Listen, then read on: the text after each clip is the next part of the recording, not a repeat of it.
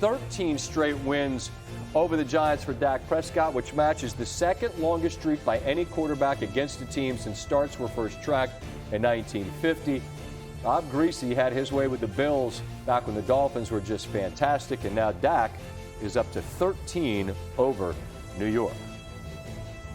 Damien Woody is with us, as he is every Thursday, to talk about the game. And I've long contended, and maybe I'm biased because I'm a Washington guy and I see it through that lens, but the NFC East has just got more history than any other division in football. Every team's won Super Bowls. There are real rivalries in every direction, and the hate, the passion's kind of equally felt. So Dallas owning this kind of advantage right now, head-to-head with New York, feels great. But far more important for them tonight, they had to get right. I don't know if they did, but they got a win. Did they show you anything that makes you feel better about them? Yeah, I don't know if they showed me anything that makes me feel comfortable about the Dallas Cowboys, but I will say this. Having these quick turnaround games on the road it's daunting. Like, Coach used to always say, let's just get through this one, boys, right. And then you got the reward on the backside of it. So give credit to the Dallas Cowboys. They come off a tough loss against the Baltimore Ravens and go on the road against a divisional opponent and go out there and get the win. Now they get an opportunity to rest up and then move on with the rest of the schedule. Yeah, and that's the point's well taken. Get through it first. If you can get a win, all the better. But look, all the morning shows up there at Seaport that you're on. You know Stephen A. is going to put on that hat and act a fool if they lose this game. Oh, yeah. And nothing happens quietly with Dallas, right? So this is a game they've got to get, especially going to Pittsburgh, then Detroit, then you get a bye, and then San Francisco. Their health's a question mark.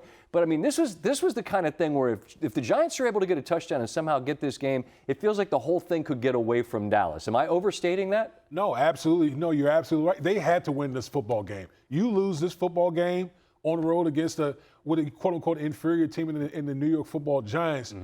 Boy, all the talking heads would have been screaming about the Dallas Cowboys and sticking a fork in this organization. So, again, kudos to the Cowboys going on the road, getting a divisional win. Let's see how they react moving forward. Look, there's a saying in golf, there's no pictures on the scorecard. If you're Dallas, you don't care if it's by 5, although some of you might. You're just happy that you moved to 2-2. The injury to Parsons, and we don't know anything at this point. He just left via cart with the left shoe off. How do you assess what that man means to that defense? It's a defense that struggled, but they're clearly not better if he's not on the field. Oh, I mean, that would be, if he's missing any significant time, that'd be a huge loss. He's their best player on the defensive side of the football. He's a one-man wrecking crew. Obviously, we know the Dallas Cowboys has been struggling primarily because they haven't been playing from ahead. The Dallas Cowboys are best suited when they have a lead and they can unleash that pass rush. But if you don't have that guy, Michael Parsons, that's a huge blow for that Dallas Cowboys defense. And if there's any news, and we're on until the top of the hour, we don't know what kind of definitive news. You rarely get it in that short of a window, but if we have any, we'll share it with you. It's just wild to me, the Giants' script and how closely it followed the game they played here against Washington, where Washington kept settling for field goals, and they were actually able to make one in the end and win, in part because the Giants had lost their kicker, remember, and they weren't able to kick a field goal late. There was a lot that was involved that has nothing to do with tonight, other than the Giants' inability to score when they got in the red zone. That is a massive turnaround for a Dallas team that had surrendered touchdowns in 9 out of 10 trips to the red zone. At least they have that to build on defensively, and that's a unit that had taken a lot of criticism. Were they better there tonight? Yeah, absolutely. I mean, between the red zone and not allowing touchdowns and the rushing attack, I figured the Giants will at least attempt to really try to pound this Dallas Cowboys defense because it's a copycat league. Yeah. Team after team after team has just been gashing the Cowboys, particularly in the middle of their defense. So you would figure that the Giants would do the same. So again, kudos to the Cowboys. Right. Seemed like they were able to get right as far as eliminating that rushing attack by the Giants.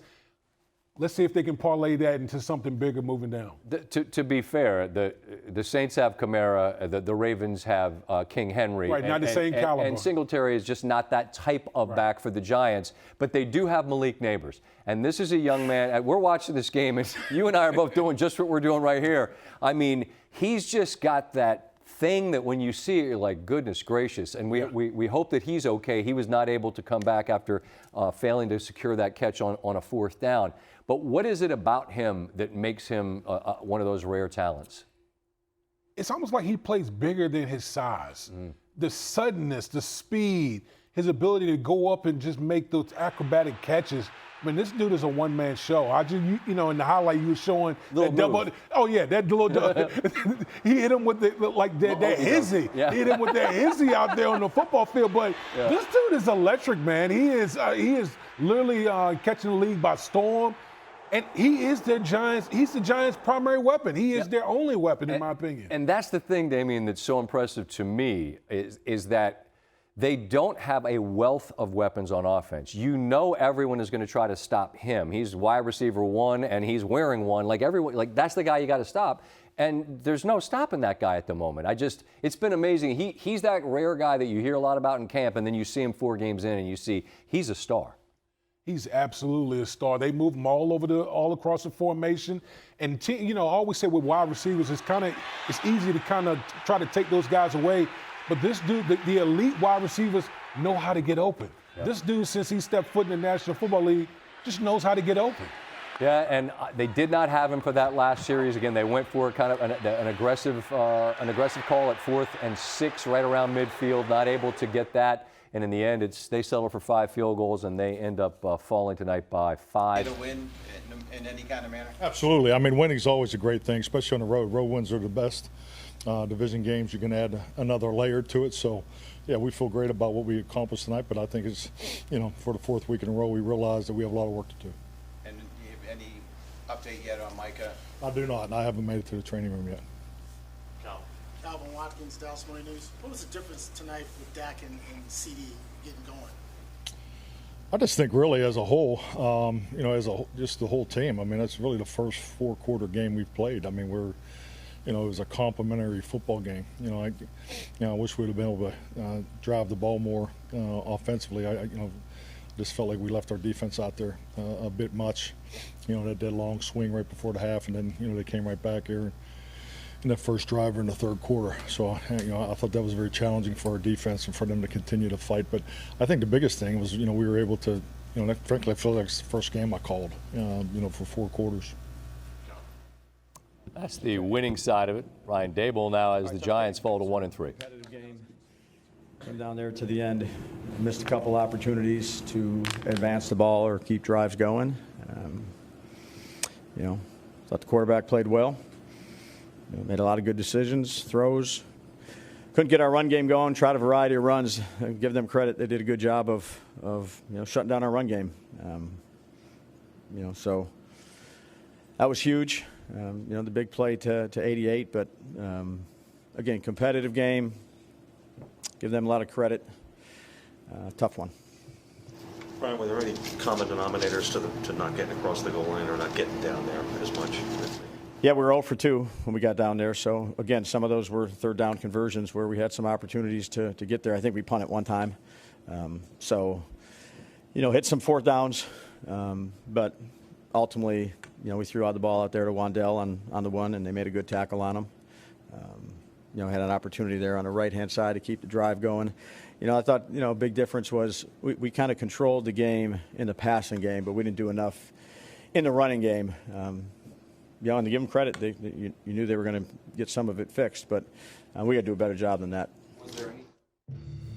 Very small sample size this season, but it's the 6th time that the Giants have failed to score a touchdown in a game started by Daniel Jones. It's happened twice this year. Both were home games, week 1 against Minnesota and now this one. Last 5 seasons, only Zach Wilson has led his team to no touchdowns on more occasions. That happened 8 times while he was with the Jets.